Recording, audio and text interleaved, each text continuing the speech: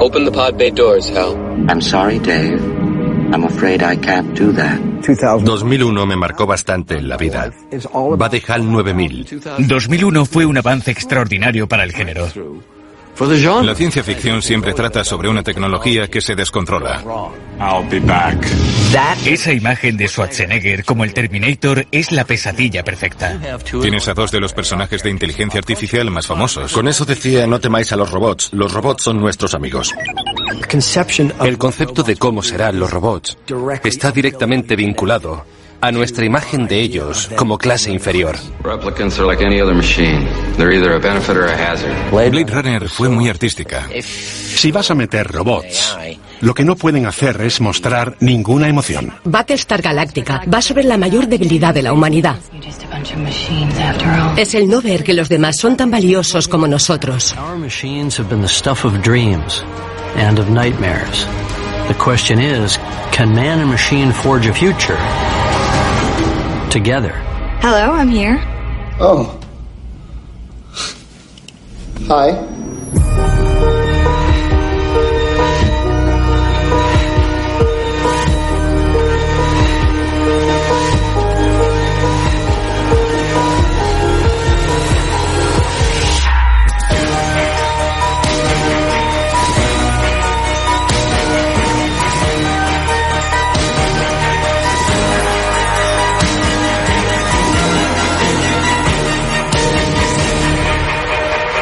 Historia de la ciencia ficción.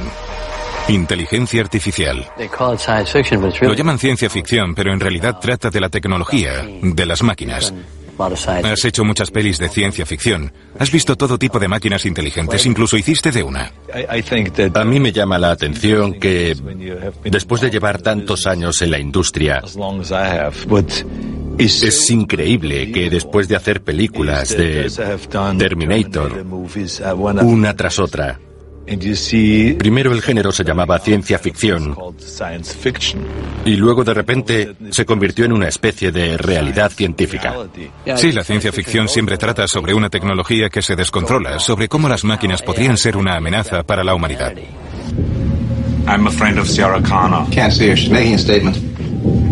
I'll be back. Esa imagen, la de Schwarzenegger como el Terminator, un emisario casi humano enviado por Skynet, es la pesadilla perfecta de la amenaza de las máquinas.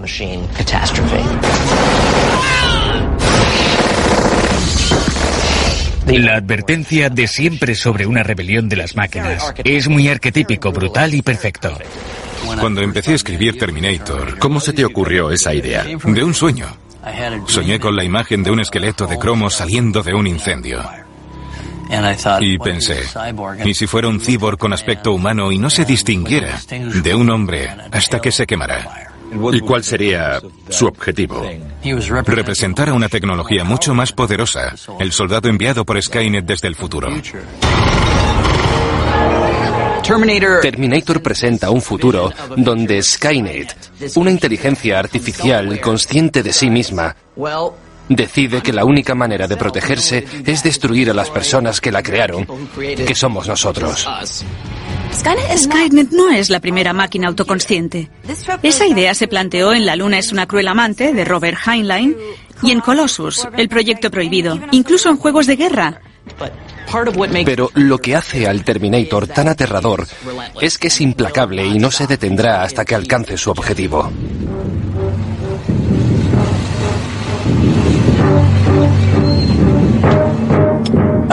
Recuerdo el primer día. Había una secuencia en la que te levantabas haciendo así. Sí. Y nosotros, sí, fantástico. Pero lo bueno es que empezamos hablando de Reese, sí, que es el héroe, y yo quería seguir haciendo el héroe. Ya. Estábamos hablando de la peli, y aún no estaba claro cuál sería mi papel. Y te dije, mira Jim, el tipo que haga de Terminator debe comprender que es una máquina. Exacto. Sea quien sea. Es fundamental que no muestre ninguna emoción. Su forma de mirar y de andar deben ser como una máquina y que en ningún fotograma se le vea el menor atisbo de humanidad. Mientras tanto yo te miraba pensando, Tiene que ser un auténtico grandullón, alguien imparable. Quedaría genial. Exacto. Y entonces dijiste, ¿y si haces tú del Terminator? Sí. Y te miré y dije... Oh.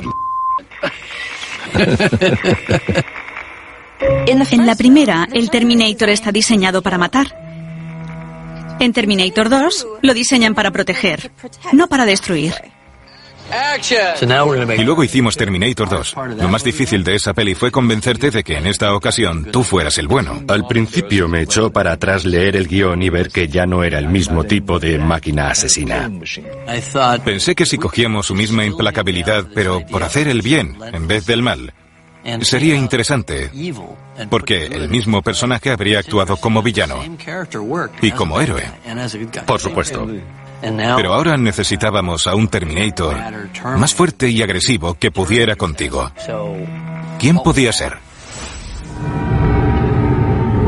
Estaba convencido de que era el tío más hijo de del mundo y que la gente se lo creería. Mi agente me llamó diciendo que estaban buscando a alguien de presencia imponente. Soy mucho menos corpulento que Arnold Schwarzenegger, pero aún así debería aparentar que yo era invencible. Así que me puse a pensar en cómo lograrlo. Luego comencé a adquirir los gestos de un águila.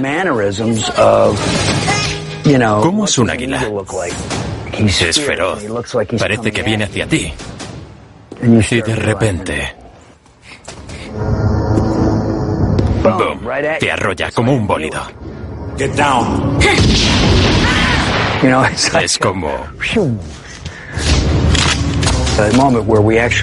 En la escena de la primera pelea, Arnold quería levantarme en peso, lanzarme contra la pared y machacarme un poco.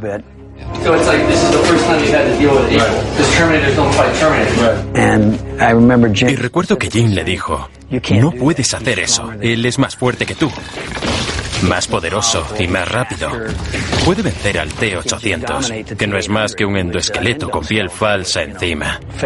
Mientras que yo estoy hecho de una polialeación mimética de metal líquido mucho más densa. Una máquina superior. El T-1000 es un robot ideado por otro robot. Si un robot quisiera crear una versión mejorada de sí mismo, ¿qué haría? Bueno, sería algo ligero y rápido de movimientos, sin dejar de ser indestructible. Terminator 2 es casi como una guerra entre los efectos especiales antiguos y los nuevos. Esa es la bonita ironía de la saga Terminator, que usaron tecnologías nuevas y más eficaces, pese a que eran películas sobre los peligros de la tecnología. We're not gonna make it, are we? People, I mean. It's in your nature to destroy yourselves. Yo creía que la trama de Terminator era estar siempre luchando contra un robot del futuro, pero en realidad lo que estamos haciendo es luchar contra los humanos que siguen fabricando ese robot. Mientras los humanos seamos conscientes de que podemos crear una máquina capaz de controlar el mundo y hacernos poderosos, lo vamos a seguir haciendo, porque eso está en nuestra naturaleza. Somos el villano que se empeña en que estas películas se hagan realidad. Creo que nunca hubiéramos imaginado que ahora, 30 años después, Skynet sería el término que todos usan cuando hablan de una inteligencia artificial que se vuelve contra nosotros. Es como esa sensación que tienes cuando sabes que va a llover. Pues en el desarrollo tecnológico sientes lo mismo cuando sabes que algo va a suceder muy pronto. Y el consenso general dice que estamos en ese momento previo a la lluvia. Tal vez ese momento se demore 10 años o 20, pero llegará. Y puede que no tenga un final feliz. Y no se podrá deshacer. Claro, no habrá otra. Y se acabó. Sí.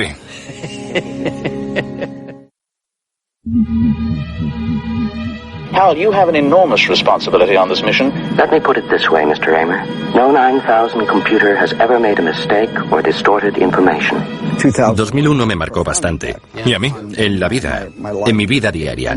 Fue la primera vez en el cine que sentí como una experiencia religiosa. Vi la película 18 veces en sus primeros años de estreno, todas en el cine.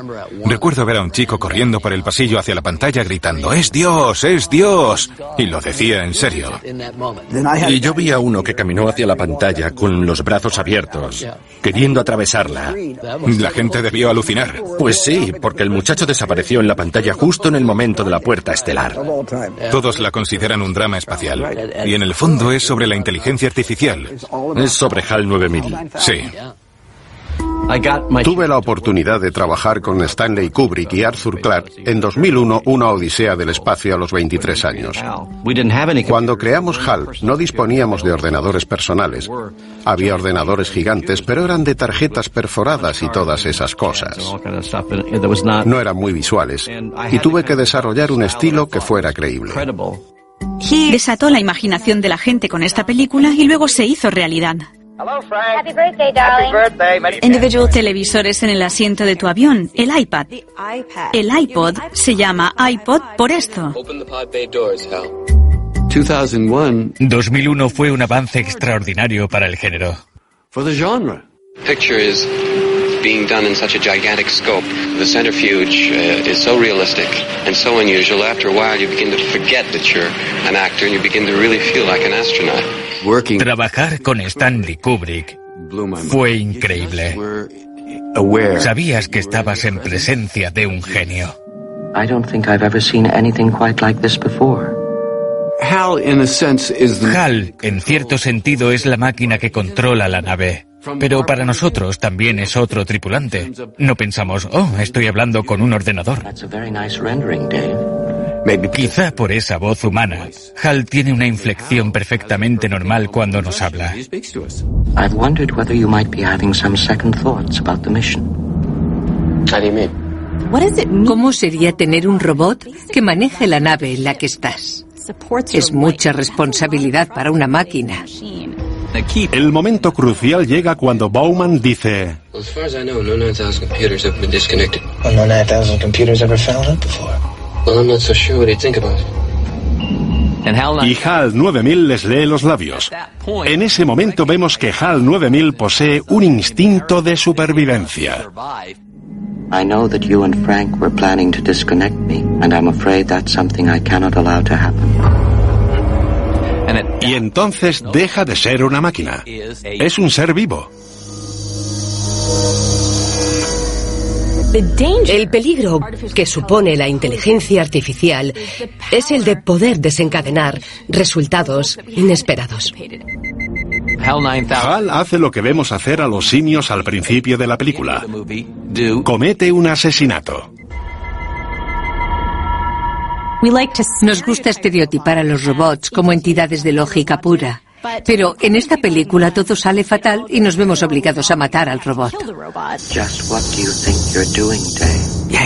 La escena de la muerte de HAL es un momento maravillosamente perverso, porque no puedes evitar conmoverte al verlo desintegrarse.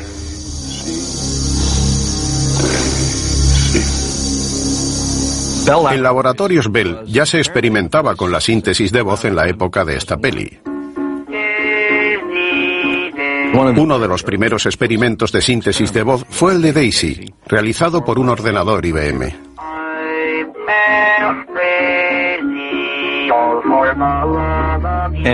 Como Arthur Clarke era un friki, animó a Kubrick a usarlo, porque le daba credibilidad histórica al hecho de que HAL volviera a los recuerdos de la infancia mientras moría lobotomizado.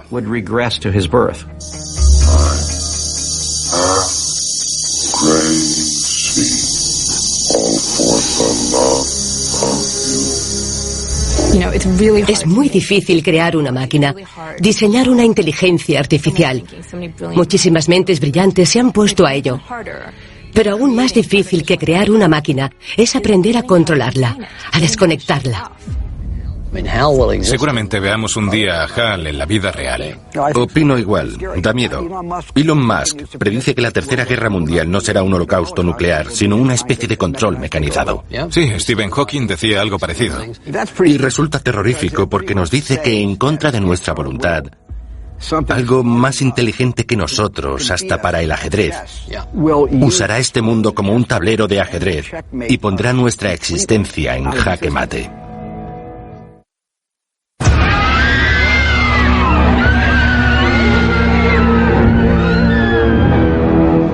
Por desgracia, en la mayoría de las ocasiones representan a los robots de forma negativa, como máquinas enloquecidas que libran una lucha desesperada contra los humanos para decidir quién será el dueño del mundo y el universo.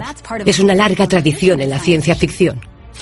Metrópolis, de Fritz Lang, fue la primera o una de las primeras películas épicas de ciencia ficción. Es la historia de un mundo muy futurista. Y sale uno de los mayores robots villanos de la historia. María es la robot de la película. Los cómics siempre tenían una portada muy colorida, en la que a menudo salían robots que habían huido de sus creadores humanos. Siempre eran mecánicos y descomunales, pura maquinaria de acero con ojos rojos y brillantes, garras en vez de dedos y por lo general bastante violentos. Esa imagen persistió mucho tiempo. Pero luego vino Isaac Asimov. If we could have roughly man-like robots who could take over the dull and routine tasks, that this would be a very nice combination. Asimov fue uno de los pilares que convirtió la ciencia ficción en lo que es ahora. Estuvo en la Feria Mundial de 1939 en Nueva York. Debió haberle parecido una experiencia muy ficticia, porque allí vio a Electro, el robot fumador. Esto inspiró a Asimov y decidió escribir historias que mostrasen a los robots como herramientas, como ayudantes y amigos de la humanidad en lugar de enemigos. Él inventó las imágenes y los conceptos que creo que definieron cómo veían los expertos a los robots. En concreto, escribió 3 leyes que son fundamentales. What are the 3 laws of robotics? First law is a robot may not harm a human being or through inaction allow a human being to come to harm. Danger, Will Robinson. Danger. Number 2, a robot must obey orders given it by qualified personnel. Fire. Unless those orders violate rule number 1. In other words, a robot can't be ordered to kill a human being. See? He's helpless. The third law states that a robot can defend itself. Except where that would violate the first and second law. Las leyes de Asimov me parecen muy bien pensadas y también creo que están hechas para infringirlas. We know you'll enjoy your stay in Westworld, the ultimate resort. Lawless violence on the American frontier, peopled by lifelike robot men and women. La película Almas de Metal trata de un parque temático donde la gente puede hacer lo que les dé la gana a los robots. Era un foro donde la gente pudiera desmadrarse, donde nadie pudiera conocer tu pasado, donde no tienes que relacionarte con otros humanos y puedes hacer lo que quieras. Where nothing can possibly go wrong. You're shot. Go wrong. Raw. Shut down. Shut down immediately. 6 responsive. Almas de Metal era una advertencia sobre la robótica. Sobre que creamos vida artificial y damos por sentado que nos obedecerá.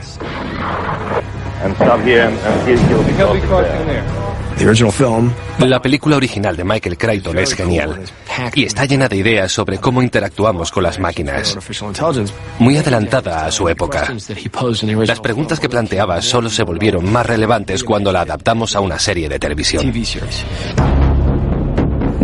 En las historias de robots, a menudo hay uno que es dócil hasta que algo le hace clic y de repente se revela. Maximilian. John y yo nos preguntamos, ¿y si cogemos ese momento previo a la matanza y lo atenuamos para profundizar en ese cisma?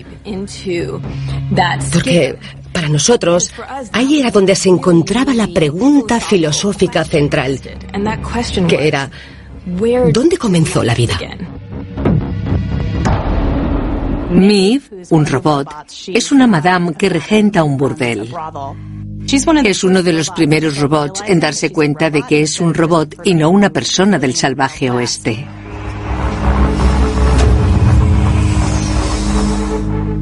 Para mí, una de las escenas más significativas de la serie es cuando Maeve empieza a tomar conciencia mientras la reparan.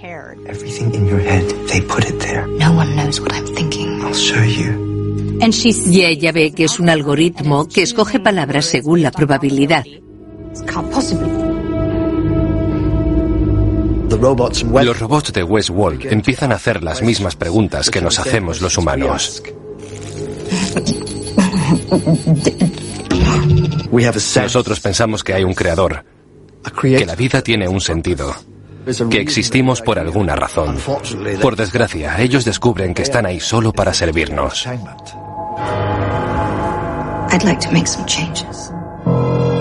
Marvin Minsky, uno de los pioneros de la inteligencia artificial, dijo que lo que llamamos libre albedrío podría no serlo en realidad.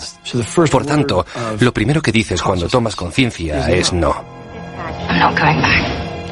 La ciencia ficción siempre ha hablado de la inteligencia artificial, ya sea según las leyes de Asimov o las que tratamos de implementar en Westworld.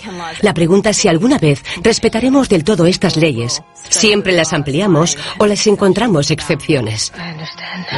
No tengo claro que un robot fuera a ser distinto. Cuando la conciencia despierta, es imposible volver a meter al genio en la botella. Hablemos de los robots. Solo muestras su lado más amable en tus películas. Y me interesa porque ahora muchos avances tiran en esa dirección, con robots que hacen compañía a los ancianos, robots enfermeros. Harán que la vida sea mejor. Y tú creaste a dos de los personajes más famosos de la cultura general, R2D2 y C3PO, y son robots. Quería expresar que no les tuviéramos miedo, que los robots son nuestros amigos. Que veamos su cara buena y su cara graciosa, porque no nos engañemos, a veces parecerán un poco torpes. George Lucas ha sido muy innovador en toda su carrera y desde muy pronto tuvo una gran idea. Fue pionero en mostrar un tipo diferente de robot. R2D2 parece una papelera. Ni siquiera hablar. Solo emite soniditos. Pero es adorable, pese a no ser humano. Es un personaje fabuloso. C3PO es quizá el personaje más querido de todos los robots que se hayan creado. Y me encanta que George no le articulara la boca o los ojos, que solo sea una máscara y, sin embargo, nos enternezca tanto la actuación de Anthony Daniels. Me encantan los robots. Y la oportunidad de diseñar uno para una película de Star Wars no podía dejarla pasar.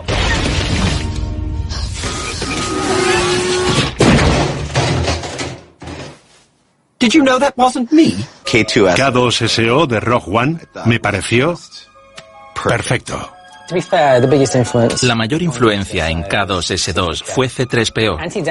Anthony Daniels, o C3PO, hace un cameo en nuestra película y me acuerdo de ir a la casa de Anthony para intentar convencerlo. No sabía si le gustaría la idea o si estaba harto de Star Wars. Y estaba tan paranoico que llegué y le conté a él y a su esposa toda la peli. Estuve hablando sin parar durante 1 hora sin que le cambiase la cara. Hasta que dijo: Gareth, me encantaría participar. Fue fantástico. Era genial tener a ese titán en el set. Él fue el original. Con él empezó el personaje de Star Wars. Me puso la piel de gallina.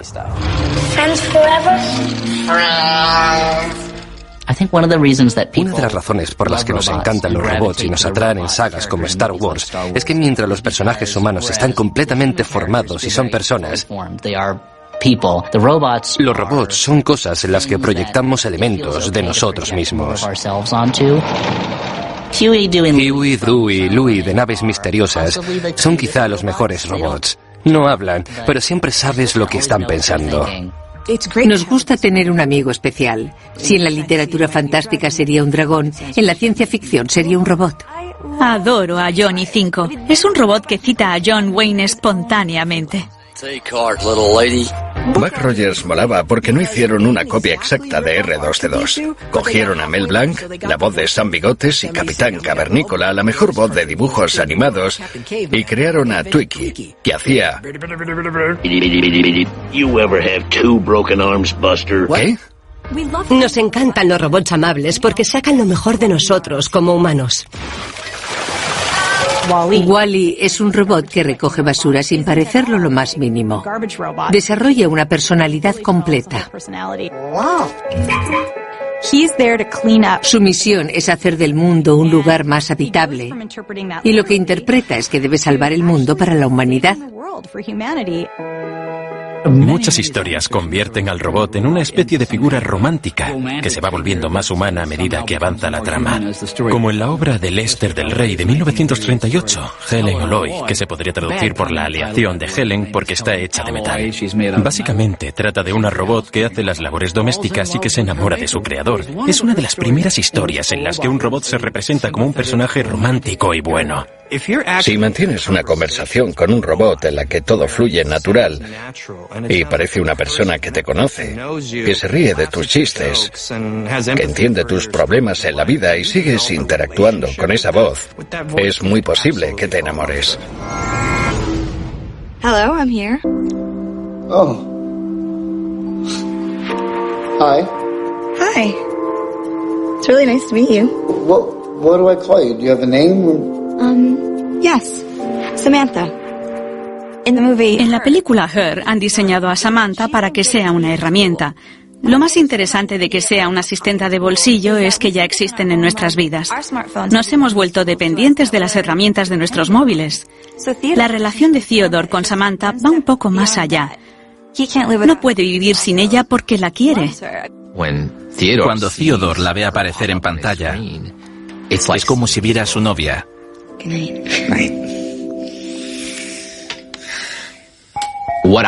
Tuve que crear la interfaz. Siempre que aparece escrito Samantha, es mi letra. También creé la textura del papel, que tiene como un efecto, como que flota y se mueve como un holograma, con sombras, pero no es tecnológico. Es una interfaz en la que te puedes enamorar del sistema operativo. Are these feelings even real? Or are they just programming? What a sad trick. You feel real to me, Samantha. Mucho de lo que se ve en Her es sin duda un aviso para que no dependamos demasiado de nuestras herramientas y de la tecnología, que no estemos tan enganchados emocionalmente a ellas. Nos recuerda que existen otras personas, y la escena final de él con Amy Adams es muy emotiva porque solo después de vivir todo esto con la tecnología se encuentran ellos. Viviremos en un mundo con inteligencia artificial y robots. Es mejor que nos vayamos acostumbrando. No deberían darnos miedo. Solo debemos cuidarnos de que no salga mal. Pero si eso ocurre, será culpa nuestra, no suya.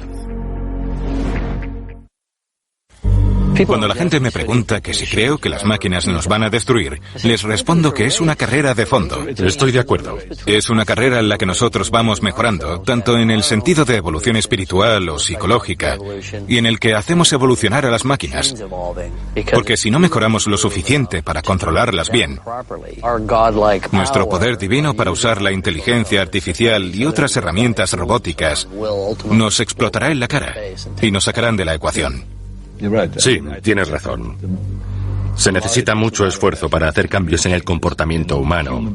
Sí, pero es responsabilidad nuestra.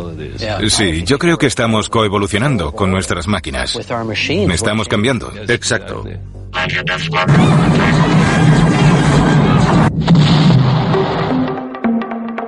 En enero de 2002, Universal quería a alguien que reinventara Galáctica, estrella de combate. Así que busqué el episodio piloto de la serie original de 1978 y encontré ideas muy interesantes.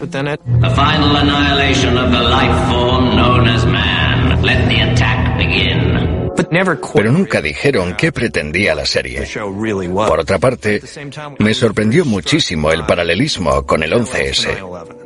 Me di cuenta de que si se hacía la serie en ese momento, la respuesta emocional que iba a dar la gente sería muy diferente. Battlestar Galáctica habla de los últimos coletazos de una flota humana que vaga por el espacio Después de que los robots diezmaran a los humanos. La premisa es que los seres humanos crearon robots para que hicieran todo el trabajo sucio que ya no querían seguir haciendo. Y luego las propias máquinas, que idolatraban a sus creadores, hicieron máquinas más similares a nosotros. Cylons es de carne y hueso como los humanos. Los Cylons se veían a sí mismos como los hijos de la humanidad que no podían crecer y madurar hasta que sus padres les dejaran ir. Por eso deciden erradicar a los creadores con un ataque apocalíptico. Se podría decir a simple vista que Battlestar Galactica nos quiere alertar sobre nuestros inventos, pero la motivación real de la serie no es esa, sino representar las mayores debilidades de los humanos, nuestra incapacidad para valorar a los demás como a nosotros mismos. Ese es el conflicto central. Unos dicen que son personas y otros que no lo son.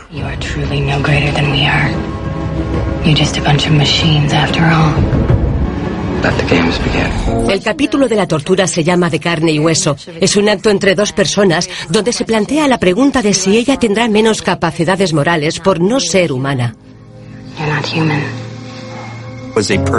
¿De verdad en esa escena hay una persona gritando y experimentando dolor por la tortura? ¿O es una simulación muy creíble? Queríamos proyectar la duda de que es injusto moralmente en una sociedad que está en guerra, pero también examinábamos una idea distinta en la serie sobre la conciencia y la personalidad. ¿Quién es el monstruo? ¿Las personas que diseñaron criaturas similares a los humanos y que aún así esclavizaron? ¿O los esclavos que se alzaron para destruir a esa clase de persona?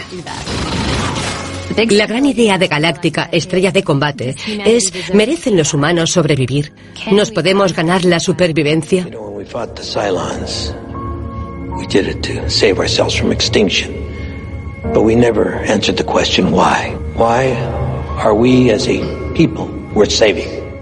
Es una pregunta impresionante. En la serie los Cylons evolucionaron de sentir un odio irracional contra los seres humanos a tener más contacto con algunos individuos, vivir experiencias con ellos, sentir emociones. Y los humanos se van dando cuenta de que los Cylons no son tan cuadriculados como ellos pensaban al principio.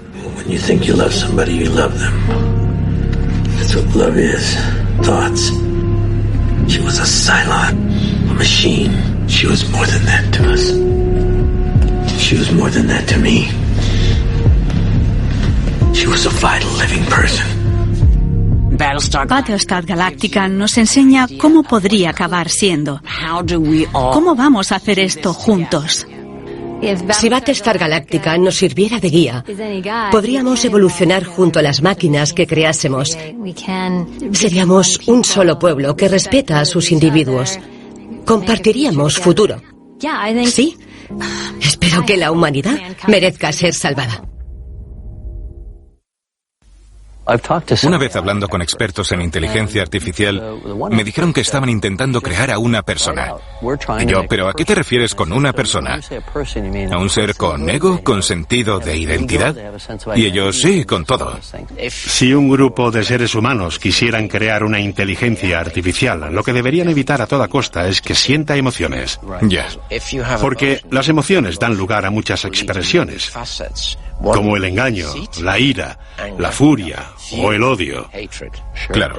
Además de amor, etc. Si una máquina se parece lo suficiente a nosotros y es igual de compleja, ¿en qué momento no sabríamos diferenciarnos? ¿Tiene libertad? ¿Tiene libre albedrío? This hearing is to determine the legal status of the android known as Data.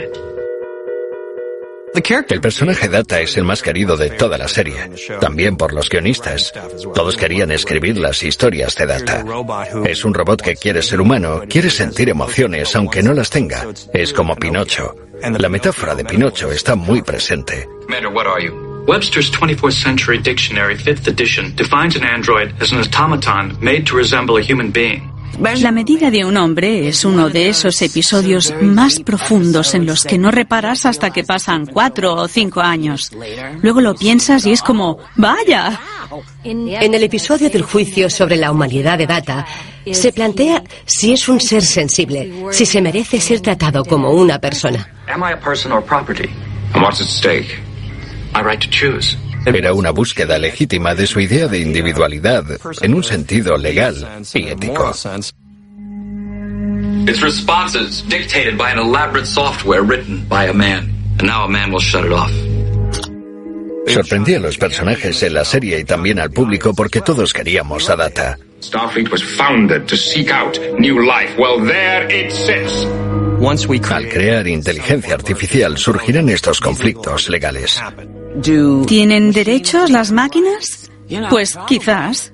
In the history of many worlds, there have always been disposable creatures. They do the dirty work. An army of Datas hold generations of disposable people. He's talking about slavery. El término robot viene de la obra checa Robots Universales Rosum, donde la palabra robota quiere decir trabajador. Una acepción peyorativa podría ser esclavo. Nuestro concepto de los robots está intrínsecamente vinculado con la idea de que son una clase inferior. Why do you think your people made me? We made you because we could. You are just a machine, an imitation of life. Replicants are like any other machine. They're either a benefit or a hazard. They're a benefit, it's not my problem. Blade Runner sigue una narrativa esclavista. Crearon los replicantes para que fueran nuestros esclavos. Lo perturbador de Blade Runner no es solo que hayamos destruido el futuro tecnológica y medioambientalmente, sino que también desde una perspectiva moral y ética. Escribí los primeros guiones pensando en una película bastante pequeña, pero Ridley me preguntó, ¿y qué se ve por la ventana? Y mi respuesta fue, ¿por la ventana? Pues el mundo. Y me preguntó que cómo sería el mundo si se podría distinguir a un ser humano de un robot. Imagina que, y de repente haces ¡boom! Me quedé impresionado. Había creado un mundo. Así es Ridley, es capaz de todo. Fue el que le dio vida.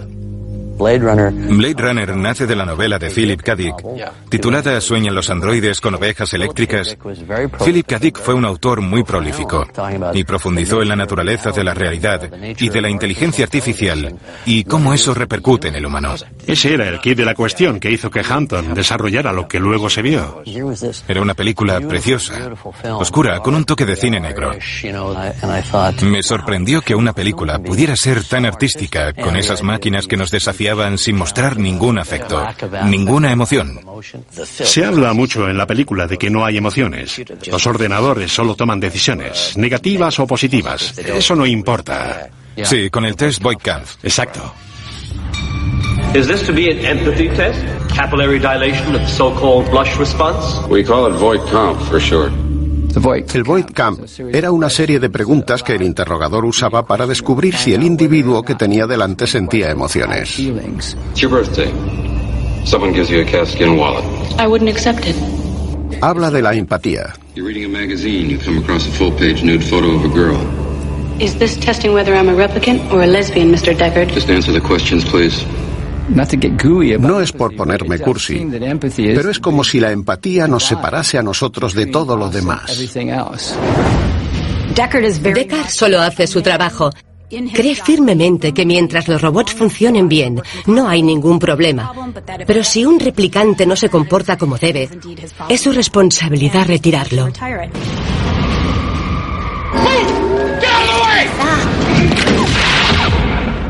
Sin embargo, a lo largo de la película, se plantea si el desobedecer órdenes quiere decir que estás defectuoso o que eres un ser humano con derechos, anhelos y sueños propios.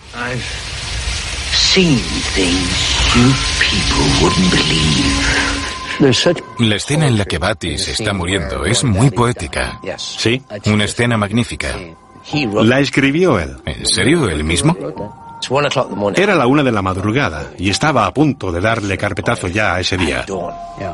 Esa fue la última noche de rodaje y Rutger me dijo que había escrito algo. Y suelta.